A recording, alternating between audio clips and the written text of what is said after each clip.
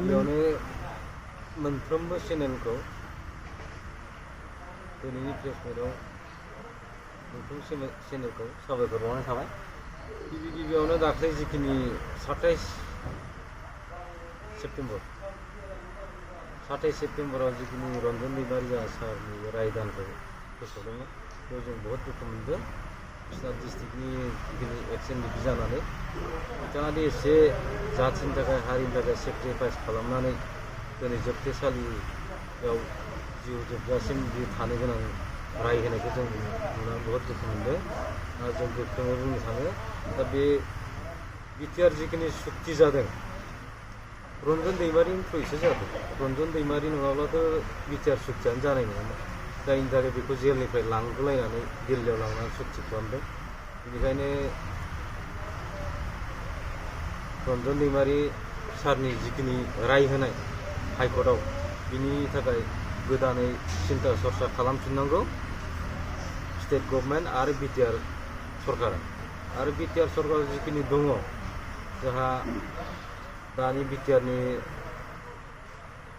CM प्रमद बर' आरो deputy CM Gobinda Basumatary बिसोर सानैया थासेयाव एसे सिगाङाव बुंबोबाय थादों बिसोरो रन्जन दैमारिनि सारनि थ्रुयै सावरायगासिनो होनना बुंबाय थादोंमोन। दिनै रिजाल्टखौ नुबाय दाख्लै 27 तारिख खालि बिसोरनि सावरायनाया ओरैनो बेकाराव सावरायबाय थादों। दा मैया जों नुदों बिसोरनि निउसाव दाख्लै माने जिखिनि राय होखांनाय हाइकर्टआव होखांनायनि उनावसो बिसोरो गावखौनो दुखु फोरमायनाय नुनो मोनो। जाहाथे बिदि जानाङा आरो जोंनि बिश्वनाथ डिस्ट्रिक्टनि जि एक्स एनडिएफबि जानानै जों माने बेखौनो बुंनो सानो रन्जन दैमारिनि सारनि जानानै इसोरनाव खावलायो सारा माने नेक्स्ट माबायाव बिनि केसखौ हाइकर्टनिफ्राय लिडारफ्रा जिखिनि सुक्तिकारि ज' जानानै सुप्रिम कर्टआव बेखौ आपिल खालामनांगौ।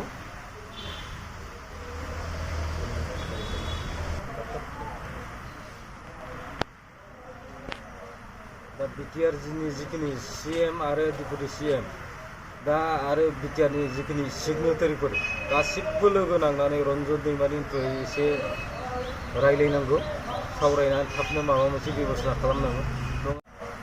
दा बिटिआरनि जिखिनि सिएम आरो डेपुटि सिएम दा आरो बिटिआरनि जिखिनि सिगनेटारिफोर गासिबो लोगो नांनानै रन्जन दैमारिनि थ्रुयै एसे रायलायनांगौ सावरायनानै थाबनो माबा मोनसे बेबस्था खालामनांगौ। नङाब्ला नेक्स्टआव जिखिनि जों बिश्वनाथ डिस्ट्रिक्टनि एक्स एनडिएफबि जानाय रायजो राजा जानानै जोङो सिगनेटारिफोरखौ खावलायो जाहाथे ज' जानानै थाबनो बे समस्याखौ समाधान खालामनो। नङाब्ला हले नेक्स्ट बाराव जा जिखिनि बर्तमान बिटिआराव सरकार सोलिदों बिनि भबिष्यतफ्रा एसे गाज्रि जाहैनो हागौ।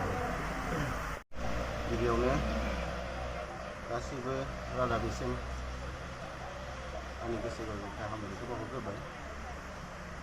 दिनै जोङो प्रेस मिटखौ बिनि थाखायनो लानो गोनां जादों जे दाखालि 27 तारिख खालि 27 सेप्तेम्बर खालि जि गुवाहाटी हाइकर्टनिफ्राय मोनसे जि रायदान होबाय एनडिएफबिनि फाउन्डार रन्जन दैमारि सारनि सायाव जों बेखौ जोबोद दुखु मोनदों। जोङो सासे एक्स एनडिएफबि हिसाबै जोङो गासैबो बेखौ दुखु फोरमायो गोथौयैनो आरो लोगोसे गुफुर बाखि गायसि जानानैबो जोङो गोथौयैनो दुखु फोरमायदों दुखु मोनदों।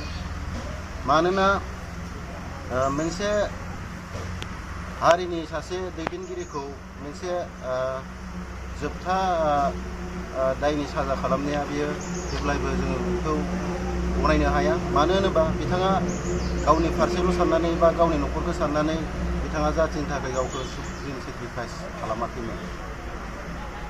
दा बेनिखायनो जोङो जिथु राय ओंखारदों बिनि सायाव जोबोद जोङो गावखौनो गाव हमथानो हायाखै जिबायदि दुखु नांदों गोसोआव।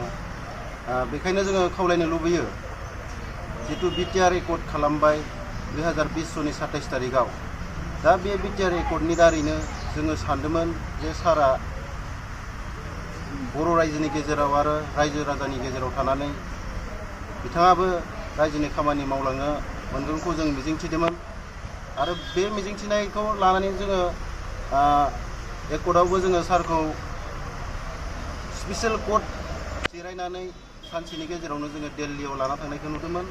नाथाय जेब्ला एकर्टखौ खालामखांबाय, एकर्ट खालामनानै जेब्ला दिल्लीनिफ्राय जोंनि जेब्ला उदालगुरियाव जेब्ला फैफिननानै साननैसोल' मात्र आलासि बायदि खालामनानै बिथांखौ फिन खेबसेबाव न'आव पुलिस प्रशासना फैनानै एरेस्ट खालामनानै लांफैफिनबाय।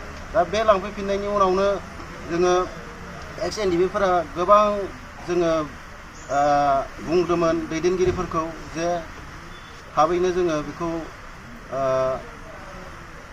उदां खौराङाव लाबोफिननायखौ खामानि मावनायखौ जोङो दाबि खालामबाय थादोंमोन। नाथाय सोर मा मावदों मावाखै जेबो मिन्थिया।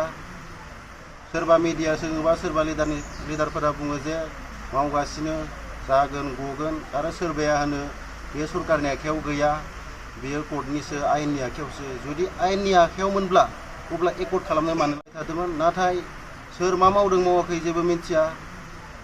सोरबा मिडिया सोङोबा सोरबा लिडारफोरा बुङो जे मावगासिनो, जागोन, गगोन, आरो सोरबाया होनो बे सरकारनि आखायाव गैया, बेयो कर्टनिसो, आयेननि आखायावसो। जुदि आयेननि आखायावमोनब्ला अब्ला एकर्ट खालामनो मानो लाना थांखो? बेखौथ' एकर्ट खालामनो लांनायनि गोनांथि गैयामोन। थ' बिदि गावजों गाव दान्थेलायबाय थानायखौ जोङो नुनो मोनबाय थायो। बे दान्थेलायबाय थानायखौ जोङो बिश्वनाथ डिस्ट्रिक्ट एक्स एनडिएफबिनि जानानै जोङो बेखौनो खावलायनो लुबैयो जे गावनि सार्थखौ नायालासिनो जितु रन्जन दैमारि सार बिथांखौ गासैबो बर' रायजोआ लुबैयो जे बिथाङाबो बर'नि गेजेराव थानानै खामानि मावलांनायखौ नायनो लुबैदों रायजोफोरा। बेखायनो आंनि खावलायनाया बेसो जागोन, साफ्रोमबो सागानगिरिफोरा ज' जानांगौ, ज' जानानै मोनसे प्रेसटक मोनसे जिरायफिननांगौ। बेखौ जिरायनानै बिथांमोना जोंनि आसामनि गिबि मन्थ्रिजों रायज्लायनांगौ, सेन्ट्रेलनि हम मिनिस्टारजों रायज्लायनांगौ, ओमफ्राय जाय जोंनि भारतनि जितु गिबि मन्थ्रि नरेन्द्र मदि बिथांजोंबो बिसोर स्पेसियेलि रायज्लायनांगौ आरो रायज्लायनायनि गेजेरजों बिसोरो थाबैनो प्रेसार खालामनांगौ जे सारखौ जोंनो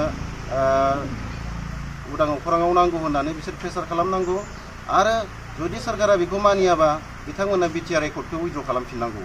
जों बेखौ बिश्वनाथ डिस्ट्रिक्ट एक्स एनडिएफबि जानानै जोङो खावलायो आरो आसा खालामो जे बेखौ साफ्रोमबो सागानगिरिया गोख्रोङैनो थाबैनो खामानि मावगोनखौ जोङो हास्थायो आरो जोङो मिजिंथियो।